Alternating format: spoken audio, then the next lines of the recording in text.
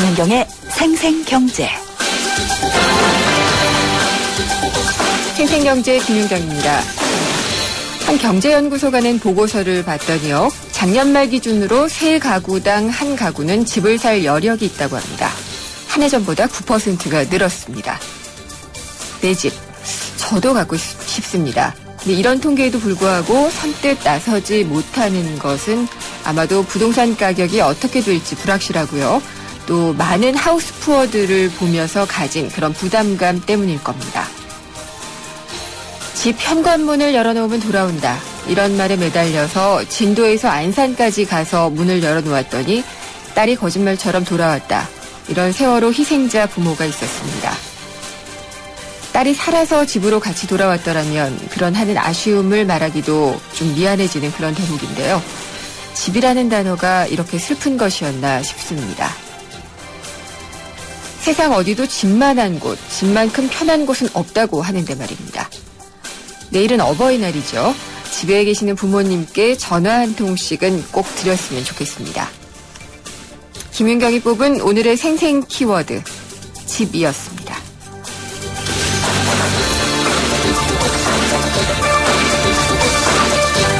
어버이날 선물 준비하셨나요? 최근 부모님 건강을 위해서 홍삼, 오메가3 이런 건강기능식품이 인기인데 소비자원에 따르면요. 식품 불만 상담 접수 3건 중 하나는 건강기능식품일 정도로 검증되지 않은 아주 많은 건강기능식품이 유통이 되고 있다고 합니다. 어떤 것은 가격도 꽤 비싸고요. 잘못 복용하면 부작용을 겪을 수도 있다고 하는데 잠시 후 2부에서 건강기능식품에 대해서 자세히 짚어보겠습니다.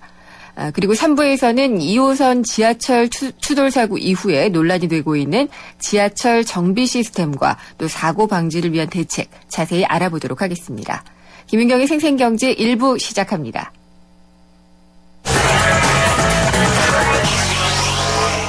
네, 오늘의 증시 어땠는지 살펴보겠습니다. IBK 투자증권 서동필 투자전략팀장입니다. 안녕하십니까? 예, 안녕하세요. 네, 오늘 시장은 오랜만에 열었는데 어떻게 끝났나요? 저희가 오랜 휴일을 맞이하고 왔지만 시장의 모습은 좋지 않았다라고 결론 내릴 수 있겠습니다. 네. 코스피는 19.56포인트, 정확히 1% 하락해서 1939.88포인트에서 마감을 했고요. 코스닥은 3.81포인트, 0.49% 하락해서 550.35포인트에서 마감을 했습니다. 코스피는 1940선을 내놨고요. 수급 측면에서 보면은 외국인 투자들이 거래소에서 3,300억 정도 매도율을 보였고요. 또 선물 시장에서는 8,800계약 정도 매도율을 보이면서 큰 수급상 부담을 주었다라고 볼 수 있겠습니다. 한 가지 특이한 사항이라 할 수 있다면 외국인 투자들이 주식을 팔면서 주가가 하락을 하게 되면 일반적으로 원달러 환율이 상승하면서 원화가 약세를 보이는 것이 일반적인데 그렇죠? 오늘은 환율도 7.8원 하락했습니다. 그래서 0.76% 하락해서 1022.50에서 마감을 했으니까 환율도 외국인 투자자들도 모두 시장을 도와주지 않았다라고 볼 수 있겠습니다. 네, 정말 도와준 주체가 없었네요. 네, 환율 같은 경우에는 이게 이제 5년 몇 개월 만인가요? 그래서 1020원대로 내려가게 됐는데 더 내려갈까요? 원화 가치가 더 오를까요? 오늘 같은 경우 상당히 이례적이다 할 수 있겠습니다. 앞서 말씀드린 것처럼 외국인 투자들이 이렇게 3천억 원 이상 주식을 팔고 주가가 1% 이상 하락을 하게 되면 일반적으로 원화가 약세를 가는 것이 일반적인데 네. 오늘 같은 경우에는 너무 급격히 빠져버렸다는 점, 이렇게 되면은 투자자들의 심리가 원화가 추가적으로 강세를 갈 것이다, 원달러 환율이 하락할 것이다라는 쪽에 심리가 모여질 수 있기 때문에 기술적 반등은 기대해 볼 수 있겠지만 일단 추세를 돌리기에는 당분간 좀 힘들지 않겠는가라는 생각을 하고 있습니다. 하지만 여전히 1020원에 대한 지지력을 한 번쯤은 더 기대해 볼 수 있지 않는가라고 말씀드리고 싶습니다. 네, 그러면 오늘 환율에 따라서 업종별로 좀 영향을 많이 받고 그런 모습이 나타났나요? 오늘은 모든 업종이 하락을 했습니다. 네. 모든 업종이 하락을 했기 때문에 특별히 환율 때문에 호불호가 갈렸다라고 평가하기는 쉽지 않아 보입니다. 오히려 전기전자 환율의 피해주다라고 보고 있지만 하이닉스가 상승하는데 전기전자가 오히려 잘 버텨주었고요. 반면에 운수창고 업종이 2% 이상 하락했으니까 이 업종이 지금 시장에 하락을 이끌었다 보여지기 때문에 환율이 업종을 구분했다라기보다는 그냥 전반적으로 외국인 매도에 모두가 희생당하는 모습이었다라고 보시는 게 더 맞을 것 같습니다. 네. 그 밖에도 또 뭐 시장에 영향을 준 변수로 볼 만한 게 있을까요? 일단 수급의 좌우가 됐다는 점이 가장 크긴 하지만요. 근데 내부에서 찾기보다는 최근에 지금 시장에서 조금 판단이 좀 쉽지 않아 보이는 부분 하나가 이 미국의 국채금리입니다. 미국의 지난주에 받아봤던 1분기 경제 성장률이 분명히 눈높이를 맞추지 못했지만 그 외의 지표들, 뭐 고용 지표나 ISM 제조업 지표나 대부분의 지표들이 나쁘지 않았음에도 불구하고 금리가 오르지 못하고 10년물 금리 같은 경우에 2.6%를 내놨습니다. 이것이 상당히 좀 이례적이다 볼 수 있겠는데요. 미국 금리가 오르지 못하다 보니까 미국 달러가 약세를 가고 있고 그래서 그 외의 여타 통화들이 모두 강세를 가는 유로 달러는 1.40을 향해 가고 있고요. 엔달러 환율은 100엔을 깰 것 같은 모양새이고 원달러 환율 역시 1020원을 향해 가고 있기 때문에 지금 가장 내부적이보다는 외부적으로 미국의 국채금리가 이 환율을 관장하고 있고 이것이 어떻게 보면 안전자산을 더 선호하게 만드는 꼴이 아닌가 싶어서 내부적인 영향보다는 미국의 국채금리가 지금은 가장 눈여겨보셔야 될 수치가 아닌가 싶습니다. 네, 그러면은 안전자산 얘기를 하셨으니까 금값은 어땠나요? 금 가격은 지난주에는 크게 변동이 없었습니다. 일단 이 금 가격이 완전 자산의 대표적인 선호다라고 보는 것이 일반적인데요. 최근에는 이 상품 가격 큰 변동이 없습니다. 오히려 살짝 오르긴 했습니다. 지난 밤 사이에 금 가격은 0.27% 올랐으니까 큰 폭의 변화는 없었다라고 보여지는데요. 지금은 어떤 안전자산이라는 것이 어떤 실제로 실물을 쥐는 것보다는 아마 금리 쪽으로 채권 쪽으로 좀 더 많은 관심이 쏠리는 것이 아닌가 싶습니다. 계속 말씀드리는 부분이지만 미국부터 시작해서 비싸다라고 생각되는 주식들에 대해서는 확실히 차익 실현하는 모습이기 때문에 이런 점들이 전반적으로 미국 증시 또 나아가서는 국내 증시까지 좀 힘들게 하는 부분이 아닌가 싶습니다. 연휴 끝나고 왔는데 상당히 좀 우울하네요. 장세를 보니까요. 네, 보통 원화가 강세인 경우에는 우리나라 자산이 좀 더 매력적이다 이런 표현을 할 수 있는데 네. 원화도 강세이고 또 국내 주식시장도 약세이고 과거와는 좀 다른 패턴으로 흘러가고 있어서 지금 판단 내리긴 쉽지 않지만 전반적으로 외국인 투자자들이 3월 말부터 4월 중순까지 사들였던 주식에 대해서 일정 부분 차익 실현을 하고 있다라고 보면 아무래도 수급은 조금 더 불리한 쪽이 아닌가라고 보시는 게 맞아 보입니다. 이런 추세는 조금 더 갈까요? 얼마나 갈까요? 글쎄요. 지금 미국 증시가 크게 흔들리지 않고 있기 때문에 전반적으로 변동폭이 훨씬 더 커진다라고 보고 있지는 않습니다. 다만 미국보다는 옆에 있는 중국에서 너무 잡음이 많은 것 같습니다. 중국 증시가 너무 잡음이 많다 보니까 우리나라를 중국 증시랑 같이 연동시켜서 보려고 하는 외국인 입장에서는 우리나라 시장에서 매력이 조금 좀 경감되는 부분이 있기 때문에 지금 중국에서 좋은 뉴스가 나올 때까지 기다려본다고 하면은 아무래도 조금은 더 시간이 걸리지 않겠는가. 하지만 가격 조정폭은 크지 않은 것으로 보여집니다. 저희 같은 경우에는 1930선에서는 주식을 사들여 와도 큰 문제는 없다라고 보고 있습니다. 네, 그러니까 하방으로 볼 때는 1930선까지 정도는 내려갔다가 다시 또 복구가 될 수 있다. 이렇게 보고 계시는 거군요. 예, 그렇습니다. 반등의 강도를 논하기는 쉽지 않습니다만 네. 기본적으로 주식이 1930선까지 하락한다고 하면은 그때는 저가 매수에 들어온다고 하셔도 큰 무리는 없어 보인다라고 말씀드리고 싶습니다. 알겠습니다. 특별한 전략을 세우기도 쉽지 않은 그런 상황이네요. 지금서는 아까 말씀드린 것처럼 보통 환율이 주시장과 거꾸로 움직여주면 그에 상응하는 종목이나 업종으로 대안을 잡을 수 있겠는데요.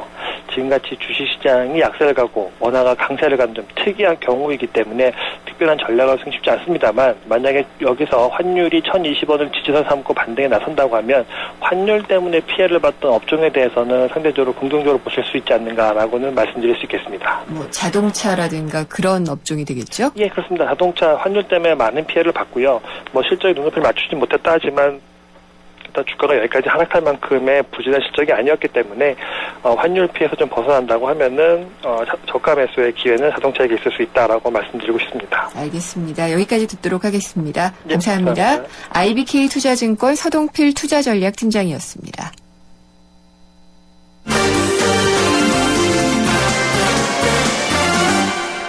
오늘의 주요 경제 뉴스 정리해 보겠습니다. 한국일보 이성철 산업부장입니다. 안녕하십니까? 안녕하세요. 네. 여전히 공기업들은 대졸 취업 준비하는 사람들에게는 인기잖아요. 그렇죠. 예. 네. 그 중에서도 연봉이 가장 센 곳, 어딘지 나왔죠.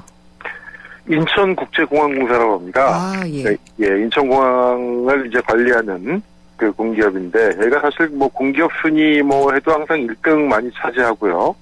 뭐 세계에서 가장 그 서비스가 좋은 공항으로 뭐 여러 번 선정이 됐었죠. 네. 인천국제공항공사가 이 대졸 신입사원 연봉이 가장 높은 곳으로 집계가 됐습니다. 얼마인가요? 3,962만 원. 4천 원 정도네요? 예. 네. 그러니까 대졸 초봉이 이 정도면 사실 굉장히 높은 거죠. 그러게요. 예, 이 취업 포털 사람이니 공공기관 이 경영정보 시스템, 알리오에 공시가 된 30개 공기업, 그러니까 준공공기관, 공기업, 뭐 공공기관 이런 데들은 빼고요. 30개 공기업들만을 대상으로 조사를 해보니까 작년 기준으로 인천국제공항공사 초임이 3,962만으로 가장 높았다고 합니다. 네. 2009년부터 계속 1위였다고 하는데요. 2위는 울산항만공사가 3,783만 원. 그 다음에 항공마사회, 대한주택보증, 한국수력원자력, 네. 이런 순이었다고 합니다. 그리고 이 밖에도 가스공사라든가 동서발전, 남동발전, 그다음에 방송광고공사, 정보발전 이런 순이었다고 그러는데 급여만 높은 것이 아니라 여러 가지 또 복리 후생도 굉장히 좋겠죠, 공기업이다 보니까. 네. 그리고 뭐 특별 이변이 없는 한 정년도 많이 보장이 되고 그래서 아마 요즘 젊은이들이 이렇게 공기업을 선호하는 것이 아니냐 그렇게 볼 수가 있겠습니다. 그러게요. 이게 공기업 개혁과 아무래도 연관을 지어서 볼 수밖에 없는 것 같은데 발전, 그러니까 뭐 전력과 관련된 곳들이 상당히 좀 많고 수력 원자력 있고 이런 걸 보니까 글쎄요, 그 비용을 이쪽이 좀 많이 쓴 게 아닌가라는 생각이 좀 들어요. 그렇죠. 그런 측면도 있죠. 물론 이 공기업들의 뭐 부채라든가 이것이 꼭 인건비 때문에 비롯됐다고 볼 수는 없겠습니다만 어쨌든 과다한 복리 후생이 그러니까 전반적인 재무 여건에 비해서 뭐 과다한 복리 후생이다 이런 지적들은 나오고 있는 게 사실입니다. 알겠습니다. 그리고 공기업들이 이제 시간 선택제 일자리를 많이 만들겠다라고 얘기를 했었는데 그 시간 선택제 일자리를 많이 만들지 않은 건가요? 아니면은 채용이 잘 안 된 건가요? 전체적으로 굉장히 적어도 작년까지로 보면 굉장히 부진한 걸로 나왔습니다. 네. 사실 이 시간 선택제 일자리라는 거는 이 박근혜 정부 출범 이후에 고용 목표가 지금 고용률 70% 달성 아니겠습니까? 네.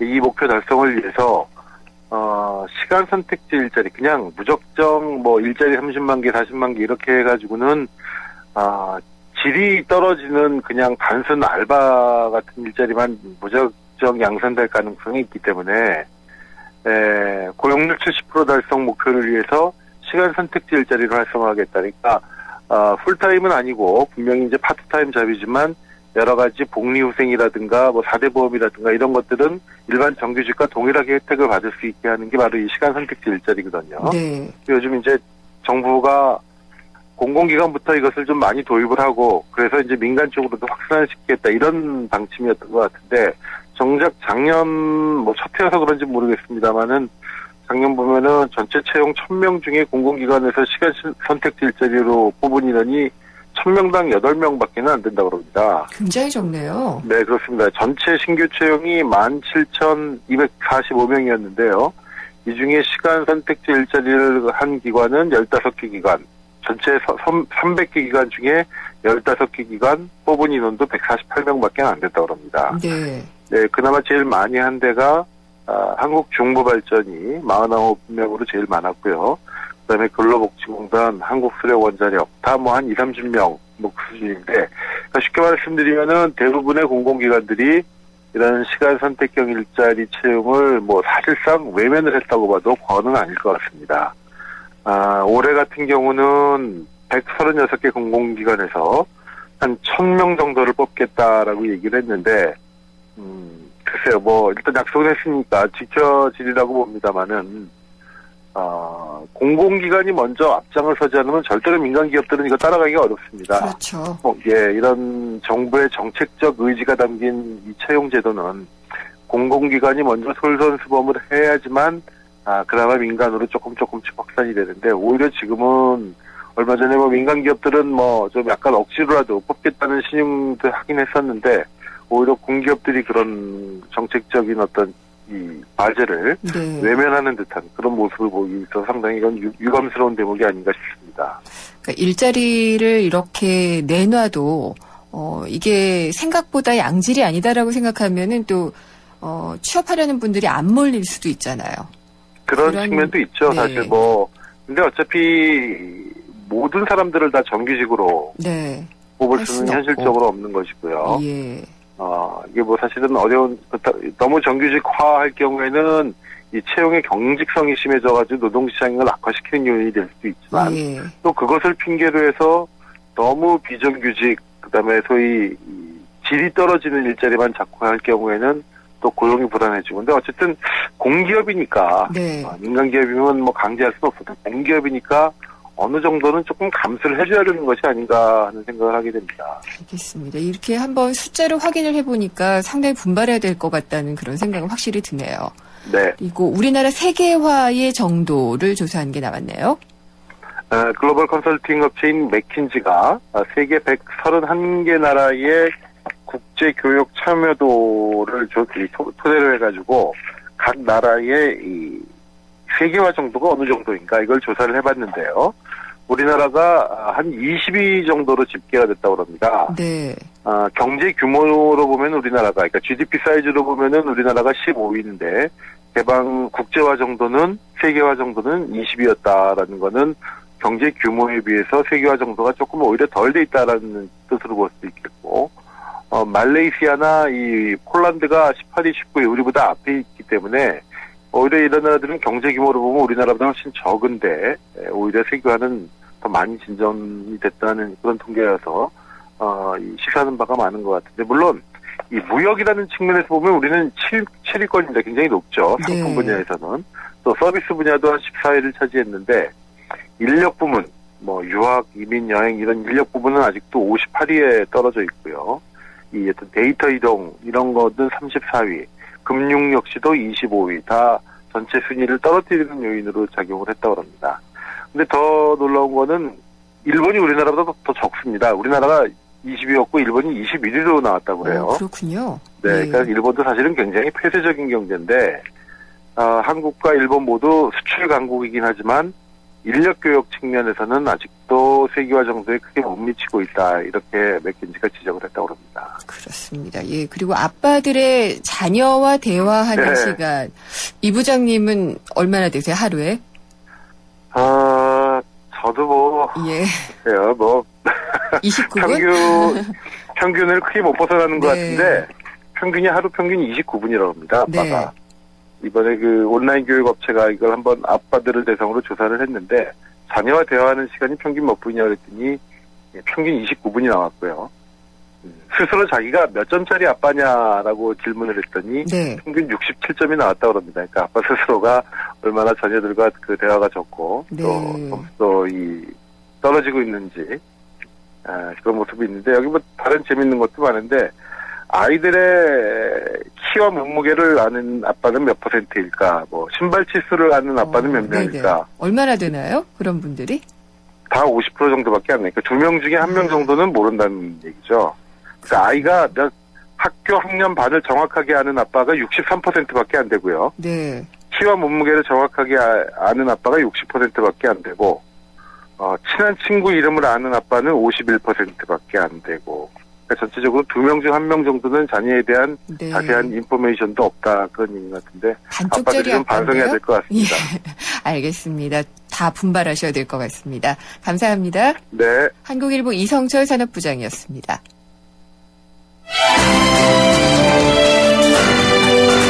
생생경제.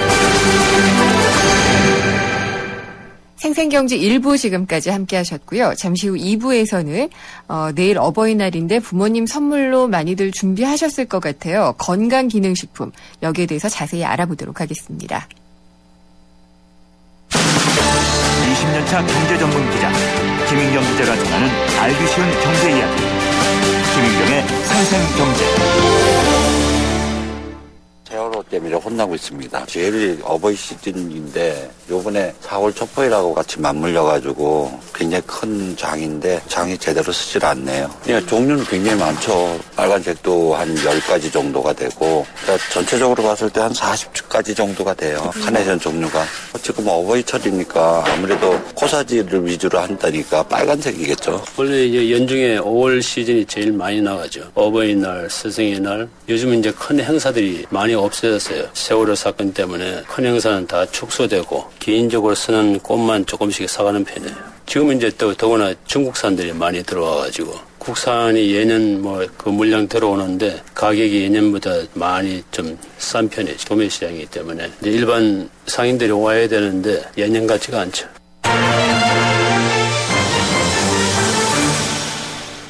김인경의 생생경제. 세상의 베이스가 되다 포스코 협찬으로 김은경의 생생경제 2부 시작하겠습니다. 조금 전에는 장바구니 생생경제 시간이었는데요. 우리 생활 속 경제 현장을 다녀오는 시간이죠. 어버이날을 하루 앞두고 이제 카네이션을 사려는 사람들은 많이 있다고 하는데 특수가 사라졌다 이런 얘기들이 많아서 조금 우울했던 것 같습니다. 생생경제의 이런 느낌들이나 생각들 다 전해주실 수가 있는데요. YTN 라디오 앱 예스가 있고요. 짧은 문자는 50원, 긴 문자는 100원이 부과되는 휴대전화 우물정의 0945번, 트위터는 YTN_이코노미고요. 웹사이트로도 보내주십시오. 청취자 여러분의 많은 의견 기다리겠습니다. 여러분, 잘생겼다는 말 지금까지 몇 번이나 들으셨어요? 아니, 얼굴 말고요. 우리 모두 이 세상에 잘생겨났잖아요. 서로 잘생겼다 칭찬해 주자고요. 잘생겼다 LDA SK텔레콤. 예, 내일은 어버이날이죠. 부모님께 어떤 선물을 해드려야 될지 아직도 아마도 많은 분들이 걱정을 하고 계실 텐데 마트와 백화점 가면은 각종 선물 코너는 잘 마련이 돼 있더라고요. 손님을 기다리고 있을 것 같습니다. 근데 특히나 보면은 저도 그렇지만은 건강에 대한 관심이 남달라지기 때문에 전 연령대가 고루 선호하는 선물이 건강식품이라고 합니다. 근데 이 건강식품을 구입한 소비자들의 불만도 상당히 높다고 하는데 광고를 보면은 다 나올 것 같아요. 건강 좋아질 것 같은데 기능을 제대로 못하는 등 그런 만족도가 떨어지기 때문이라고 하는데요. 한국소비자원의 임현옥 과장님 전화로 연결을 해서 건강식품과 관련한 이야기를 나눠보도록 하겠습니다. 과장님 안녕하십니까? 예, 안녕하세요. 예. 한국소비자원의 임현옥입니다. 네. 건강식품 구입한 소비자들의 불만이 많다라고 말씀을 드렸는데요. 대개 어떤 불만들인가요? 저희가 작년 한 해 저희 원에 접수된 건강기능식품 관련 피해구제 사건을 분석해 봤는데요. 3건 중 1건이, 사업자의 강요나 기만적인 방법에 의해서 판매 또는, 판매 후 연락 두절되거나 그런 기만적인 판매 행위, 사업자의 부당행위에 관한 정형적인 계약 관련 분쟁이, 3건 중 1건으로 나타났습니다. 그러면은 산 다음에 뭔가 바꿔야 된다든지 그런 걸 잘 못했겠네요. 예, 그렇죠. 통상적으로 백화점이나 할인마트 등에서 구입한 건강식품은 제품을 개봉하지 않았을 경우에 네. 일주일 이내에 청약 처리가 가능한데요. 그럼에도 불구하고 계약 해지가 안 돼서 우리 원에 정식적으로 피해 구제를 요청한 사건은 관련 법이나 분쟁 해결 기준 등에 따라서 공정하게 해결을 도와드리고 있습니다. 네, 그 다음에는 또 어떤 불만들이 있나요?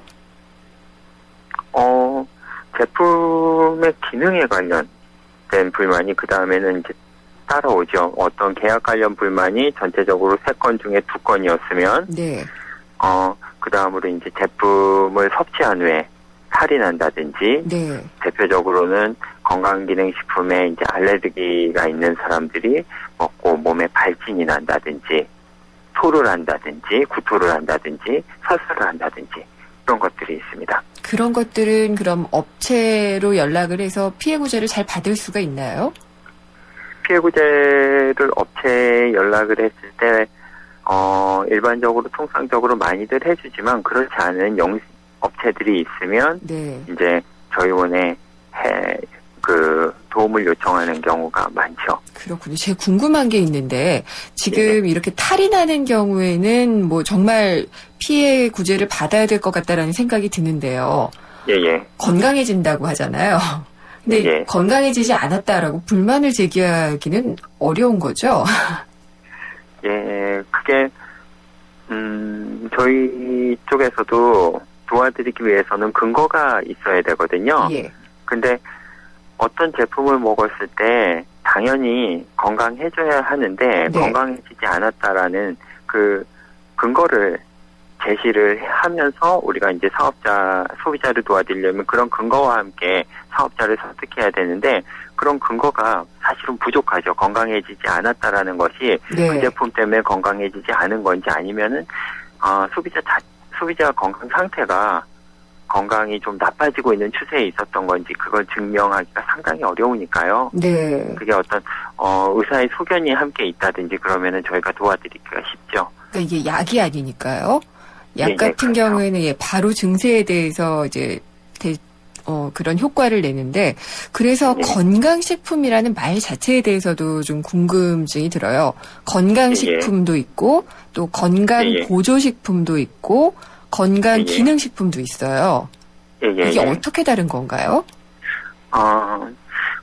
모든 식품들은 이제 기능을 갖고 있는데요. 일반적으로 영양을 주는 기능이라든지 냄새나 색을 내는 감각적 기능이 있고요. 그리고 건강 유지 및 증진에 도움이 되는 생체 조절 기능이 있는 식품들이 있는데 이때 건강기능식품은 생체 조절 기능에 초점을 맞춘 제품이에요. 그리고 건강보조식품이라는 말도 있는데 그거는 이제 건강기능식품의 다른 말인데요. 공식적으로 저희가 이제 사용하는 용어는 아니고요. 네. 그리고 건강기능식품과 건강식품의 차이는 건강기능식품은 건강기능식품에 관한 규정에 따라 일정 절차를 거쳐서 만들어지는 제품으로 건강기능식품이라는 문구 그리고 인증 마크가 있어요. 네. 몸에 좋은 제품이라고 모두가 다 건강기능식품이 되는 게 아니라 인증을 받아야 되고요. 이럴 때 좀 더 쉽게 설명을 해드리면 같은 홍삼이라도 건강기능식품의 어떤 기준에 따라서 진세노이드 함량이 어느 정도 이상 되어야 건강기능식품으로 인증을 받을 수 있고요. 그렇지 않은 홍삼은 그냥 일반 식품이죠. 건강식품. 그렇군요. 그러면은 지금 건강보조식품이라는 말은 공식적인 말은 아니라고 하셨고요. 지금 인증을 받은 것이 건강기능식품이라고 하셨거든요. 그 인증은 어디서 어떤 식으로 내주는 건가요? 건강기능식품 관련해서 영업이나 무슨 품목 제조나 수입 등을 하기 위해서는 식품의약품안전처로부터 허가를 받아야 됩니다. 허가받은 건강기능식품은 식품의약품안전처의 기준과 규격에 따라서 제조 판매되는 제품이기 때문에 비교적 안심하고 섭취하셔도 되는 제품으로 인식하셔도 될 것 같아요. 식약처에서 그러니까 인증을 해주는 거군요. 그렇습니다. 지금 얘기 나누는 가운데 문자가 하나 왔어요. 저희 청취자분 7239님인데 얼마 전에 비싸게 주고 산 홍삼이 건강보조식품이라고 쓰여 있었다고 합니다. 근데 홍삼이랑 다른 좋은 재료가 섞여 있으면 보조식품이다. 이렇게 상식적으로는 알고 있어서 걱정 없이 샀는데 그러면 이거는 기능식품이 아닌가요? 라고 질문을 주셨어요. 건강기능식품으로 볼 수 있죠.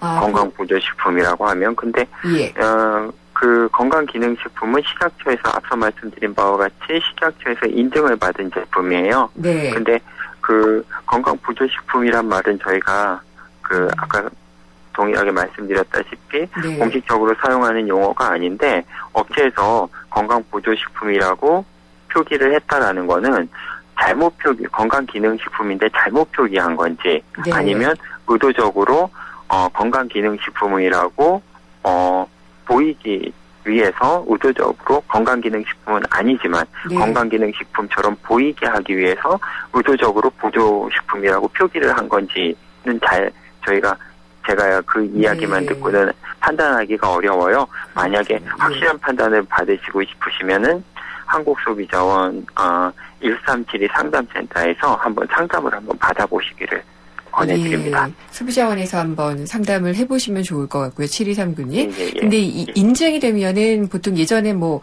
KS 마크, 뭐 검, 이런 게 있듯이 건강기능식품이라는 인증 마크가 따로 있나요? 예.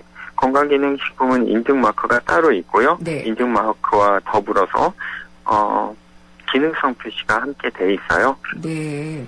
예. 그러면은 뭐 홍삼은 아까 말씀하셨듯이 그 주 기능을 하는 그런 성분이 몇 % 이상이다. 뭐 이런 식으로 예. 다 되어 있겠군요. 예, 그렇습니다. 그러면 식약처 홈페이지나 이런 데서도 확인할 수가 있나요? 예, 그렇습니다. 네. 뭐 요즘 하도 건강식품들 종류가 많다 보니까 그런 것들을 아무래도 공식 인증해주고 있다고 하면은 거기 가서 좀 살펴보는 것도 필요할 것 같네요. 근데 포장에 이 적힌 문구들을 보면은 방금 이제 문자 상담도 주셨지만은 아니 이게 건강기능식품이 아닌데 그런 것처럼 보이고 싶어서 쓴 건지 아닌지 이런 걸 참 가리기가 어려워요. 예. 그래서 광고에 관한 어떤 규제는 따로 없는 건지요? 예. 건강기능식품은 건강기능식품으로 인정받은 제품들은요, 그 식품의약품안전처의 기능이나 규격에 따라 제조된 것은 물론이고, 기능성에 대한 표시, 광고 또한 식약처의 사전 심의를 받아서 제작되고, 그리고 검열을 받기 때문에 그 표시는 이제 신뢰하셔도 됩니다. 네, 그러면은 그런 인증, 예. 인증 없이 그냥 건강기능식품이다 이런 식으로 쓰는 것은 잘못된 불법이죠. 광고기가 되는 거죠? 예, 불법이고요. 건강기능식품이 아닌데 여기서 좀 소비자분들께서 주의하셔야 될 점이 건강기능식품으로 인증받은 제품이 아닌 일반 식품들이 뭐 홍삼이나 뭐 몸에 좋은 성분들이 들어가 있을 경우에 보다 조금 과대 광고를 하는 경우가 조금 많아요. 예를 들자면 어떤 게 있을까요? 일반적으로 홍삼이 뭐 마늘이 들어갔으면 뭐 일반적으로 남성의 어떤 거 뭐 혈액순환에 좋다. 네. 뭐 이런 식으로 말을 할 수 있잖아요. 네. 근데 건강기능식품은 마늘의 성분이 몇 % 이상 들어가야 그런 광고를 할 수 있다라고 규정이 돼 있거든요. 건강기능식품은. 네. 근데 일반 식품 같은 경우에는 마늘만 들어갔으면 그런 광고를 해도 돼요. 왜냐하면 건강기능식품으로 허가를 받은 제품은 건강기능식품법에 의해서 규제를 받는데 일반 식품은 식품위생법에 따라 규제를 받고 있기 때문에 예. 다소 식품위생법이 건강기능식품법보다 그런 쪽에서는 조금 유해해요. 네. 그렇기 때문에 저희가 이제 식품의약품안전처에 일반 식품에 대한 어떤 그런 표시, 광고 기준을 건강기능식품 수준으로 조금 올려야 되지 않겠냐라는 네. 그런 거를 좀 건의를 한 적이 있습니다, 저희가. 또 인터넷으로도 요즘 많이 구매를 하잖아요. 인터넷으로 할 때도 그런 인증 마크가 있는지를 확인할 수 있을까요? 예, 인터넷으로 당연히 확인을 할 수가 있고요. 확인을 할 수 있지만, 인터넷에서는 일반, 오프라인에서 구매하는 것보다 허위 과장 광고의 수위가 조금 더 높아요. 네. 그렇기 때문에 이제 구매할 때에는 반드시 판매자 정보를 확인하셔야 되고요. 네. 그리고 전자상거래로 구입한 전자상거래나 무슨 통신으로 구입한 제품은 법적으로 일주일 이내에 네. 청약 철회권을 보장받는데 그 제품 개봉 후에는 청약 철회권이 소멸되기 때문에 반드시 구입 후에 제품의 유통기한 등을 확인하시고 네. 유통기한을 확인하시면 부패 여부를 미뤄 짐작할 수 있잖아요. 네. 그런 다음에 개봉 여부를 다시 한번 재검토하실 필요가 있을 것 같아요. 네. 광고에 속지 말고 인증 마크 확인하자 뭐 이렇게 얘기할 수가 있겠네요. 예, 안전한 방법이죠. 네. 오늘 말씀 잘 들었습니다. 감사합니다. 예, 감사합니다. 임현옥 한국소비자원 과장이었습니다.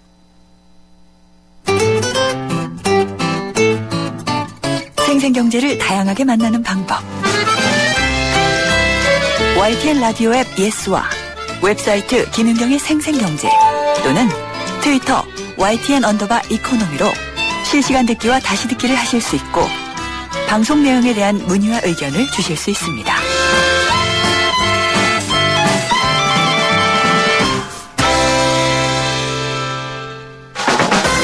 알면 대박, 모르면 쪽박. 금융상품 백서. 5월은 무슨 날이 이렇게 많은지 제가 어린이였으면은 5월을 참 기다리고 늦게 갔으면 좋겠는데요. 좀 빨리 갔으면 좋겠다 이런 생각도 좀 듭니다. 어린이날, 또 내일은 어버이날이고요. 19일은 성년의 날, 21일은 부부의 날이라고 합니다. 근데 예년 같았으면 이런 것들 때문에 상당히 떠들썩하게 보냈을 5월인데 올해는 아무래도 세월호 참사 이후에 애도의 분위기가 형성이 되고 있고 금융권에서도 좀 차분하고 조용한 행사들을 마련을 하고 있는 것 같습니다. 지금 또 금융권 그러면 어떻게 돌아가고 있는지 신한은행 서춘수 목동 하이페리온 지점장 전화로 연결해서 얘기를 들어보도록 하겠습니다. 안녕하십니까? 예, 안녕하십니까? 제가 말씀드린 게 맞나요? 은행권 분위기도 아무래도 예외는 아니겠죠? 예, 예년 같으면 추가금리 드리는 특별상품 판매 한참 할 때이고요. 예. 또 추첨을 통해서 고가의 사은품 제공해드리겠습니다. 또 음악회 우수고객 초청 이런 다양한 행사가 있었을 텐데요. 올해는 대부분 은행에서 진행하지 않고 있습니다. 말씀하신 사회적 분위기 때문이고요. 부모님들 역시 마찬가지입니다. 어린이날 되면 자녀 손 잡고 은행에 나오셔서 자녀 명의 통장 만드시는 분들이 많았습니다. 네. 그런데 올해는 그런 모습도 많이 줄었고요. 부모님께서 직접 상담하고 가입해주는 그런 정도인 것 같습니다. 그렇군요. 근데 이 어린이날 되면은 선물도 많이 받지만 말씀하신 대로 용돈을 많이 또 받다 보니까 네. 통장 만들기 참 좋은 그런 때인데 네. 자녀를 위해서는 어떤 상품을 가입해야 좋을지 예. 좀 조언을 주시겠어요? 예. 나이에 따라서 다르게 접근할 필요가 있겠다라는 말씀을 드리고 싶고요. 초등학교 입학하기 전 저학년이라면 원금이 보장되는 적금 위주로 가입하는 것이 좋겠습니다. 네. 나이 어린 자녀에게 내 통장에 돈이 차곡차곡 쌓여가는 과정, 그리고 만기가 되면 이자가 붙는 재미를 보여줄 수가 있겠고요. 요즘 어린이를 위한 정기적금 살펴보면 가입 기간이 대부분 3년에서 5년 이하이고요. 금리가 연 3%대입니다. 네. 어린이날 전후로 가입하면 자녀를 위한 무료 상해보험 서비스도 제공받을 수가 있고요. 초등학교 4학년 이상이 되면 적금 외에 펀드를 추가로 가입해서 투자에 대한 개념이라든지 또 고수익, 고위험에 대해서 이해시킬 필요가 있겠다라는 생각이 듭니다. 네. 지금 초등학교 고학년 이상은 펀드도 하나 가입을 해보면 좋다라고 말씀을 하셨는데요. 예. 어린이들이나 이런 학생 전용 펀드들도 있나요? 예. 2005년, 2006년부터 어린이 전용 펀드가 나오기 시작했고요. 예. 펀드 평가하는 회사 제로인에 따르면 국내 주식형으로 분류된 어린이 펀드 19개를 살펴봤더니 최근 3년 수익률이 마이너스 16.5%, 또 최근 5년 수익률을 살폈더니 굉장히 높습니다. 44.49%다 이렇게 발표를 했어요. 예. 물론 어린이 펀드라고 해서 특별히 높은 수익을 내는 것은 아닙니다. 일단 수익을 내려면 주가가 올라야 될 테니까요. 그런데 고학년 대상으로 내 자녀에게 잘못 투자하면 이렇게 원금 손실도 볼 수 있다. 이런 걸 깨닫게 해주는 것도 중요한 교육일 수 있겠다라는 생각이 들고요. 네. 어린이 전용 펀드 가입하면 상해 질병보험 가입해드리고 있고요. 또 다양한 행사가 있습니다. 경제, 문화, 체험, 교실, 또 주말 어린이 영어 캠프 이런 걸 진행하고요. 생일, 졸업 이런 기념일에 축하금도 지급해드리고요. 가급적 어린이를 대상으로 판매하는 펀드들이 장기 펀드들이 많습니다. 네. 그렇다 보면 수수료도 생각을 해야 될 테니까요. 수수료가 낮은 인덱스 펀드를 선택해서 가입해 준다면 수수료도 절감할 수 있겠고 괜찮겠다라는 생각을 합니다. 근데 이게 자녀 명의라고 해서 꼭 자녀를 위해서 만드는 게 아니라 가끔 이제 고위공직자 청문회 같은 때 보면은요, 자녀 명의의 예금 통장, 뭐 펀드 이런 것들을 해서 세금도 뭐 약간 좀 면제를 받거나 적게 내고 아니면 약간 좀 돈을 분산하는 그런 효과를 노리는 분들도 상당히 많은 것 같아요. 예. 근데 세금 혜택이 좀 있나요? 어린이 펀드에 가입했다라고 해서 별도의 세제 혜택을 드리는 것은 없습니다. 예. 세금 우대라든가 비과세 혜택을 받으려면 20살이 넘어야 되니까요. 그런데 자녀 명의로 예금할 경우에 증여세 문제가 이제 가끔 불거집니다. 네. 그런데 이 증여세 부분도 일정 금액까지는 증여세가 비과세됩니다. 연령에 따라 다른데요. 만 19세 이하 미성년 자녀에게 은행 예금 통장을 만들어 준다면 1,500만 원까지는 증여세를 내지 않습니다. 네. 그런데 이게 올해 세법이 바뀌면서 2천만 원까지로 상향이 됐고요. 만 20살 이상 성년 자녀는 3천만 원까지였는데 올해부터 5천만 원으로 상향이 됐습니다. 예. 그러니까 이 금액까지 예금을 하거나 현금을 증여해도 증여세가 부과되지 않는다라는 것이죠. 만약 10살 된 자녀가 있습니다. 3천만 원 예금을 했다면 10살이니까 2천만 원까지는 비과세, 증여세 비과세니까요. 네. 2천만 원을 넘는 1,000만 원에 대해서만 증여 신고를 하면 되겠고요. 이때 증여세율이 10% 합니다. 그러면 1,000만 원에 10%니까 100만 원을 증여세로 신고하는 것이 원칙이 되겠습니다. 그러면은 이게 이제 입금이 될 때는 네. 뭐 엄마나 아빠의 이름으로 해서 뭐 이체를 한다거나 그러면은 누가 넣는지는 알 텐데 네. 그렇지가 않다면은 증여세를 물리기에는 좀 애매하지 않나요? 그래도 자녀가 소득이 없는데 예. 거액의 예금 통장을 가지고 있다. 네. 또 많은 금액이 들어간 펀드가 있다면 누군가로부터 돈을 받았을 테니까요. 네. 예, 당연히 증여세 문제가 불거질 수 있겠고요. 그래서 자녀 명의로 가입할 때 미래서 증여 신고를 하라는 말씀을 오히려 드리고 싶습니다. 그렇군요. 네. 그러면은 또 이제 자녀를 위한 금융 상품으로 그 밖에 또 추천해 주실 만한 게 있을까요? 예, 주택 청약 종합 저축도 인기가 상당히 높습니다. 네. 이 상품을 가입하면 주택 청약할 때 우대해드리고 있고요. 2년이 지나면 연 3.3%의 이자를 지급합니다. 누구나 가입할 수 있고요. 연령에 관계가 없습니다. 또 매달 2만 원이면 통장을 만들 수 있고 또 5천 원 이상 자유롭게 가입할 수 있기 때문에 어린이 상품으로 굉장히 인기가 많습니다. 만약에 내 자녀를 위해서 장기로 투자하고 싶다라고 한다면 10년 이상 가입하는 어린이 변액보험도 추천해드리고 싶고요. 이렇게 10년 이상 장기 투자를 하시게 되면 대학 학자금이라든가 또는 혹시 유학을 간다면 유학자금으로 활용할 수가 있고요. 10년 이상 장기 보험 상품은 무엇보다 비과세 혜택을 받을 수가 있습니다. 그래서 어쨌든 10년 이상 내가 장기로 내 자녀를 위해서 가입할 수 있다. 그러면 이런 절세 상품도 적극 활용할 필요가 있겠습니다. 근데 변액보험이면은 원금 손실이 날 수도 있는 거죠? 예, 만기까지 가면 원금은 보장해 줍니다. 만기까지 가면 원금이 보장이 되고 만기까지 가야지 또 비과세가 가능한 거죠. 예, 어쨌든 10년 보험은 10년이 넘어야만 비과세 혜택을 받을 수가 있는 것이고요. 예, 정정하겠습니다. 변액보험은 주식이나 채권에 투자하는 거라서 만기가 간다 하더라도 원금 보장되지 않습니다. 그렇죠. 주식이나 채권에 투자하기 때문에 잘하면 은행 적금보다 훨씬 높은 수익이 가능하지만 내가 투자한 주식이나 채권 가격이 하락한다면 이제 원금 손실을 각오해야 됩니다. 네. 어린이 자녀도 그렇지만은 또 부모님께도 효도하는 마음에서 금융상품을 또 가입해 드릴 수가 있잖아요. 예. 어떤 것들이 있을까요? 예. 몇 년 전만 해도 50대 후반 또 60대 초반이 넘으면 가입할 보험 상품이 흔치 않았습니다. 그렇죠. 예.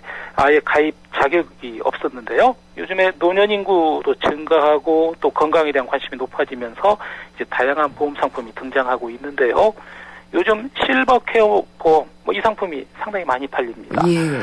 무엇보다 고연령층 그러니까 70세나 75세까지 가입이 가능하고요. 또 종신 보장을 받고요.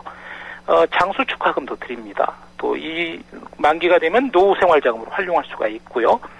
요즘 치매 때문에 걱정하시는 가족들이 많으신데요.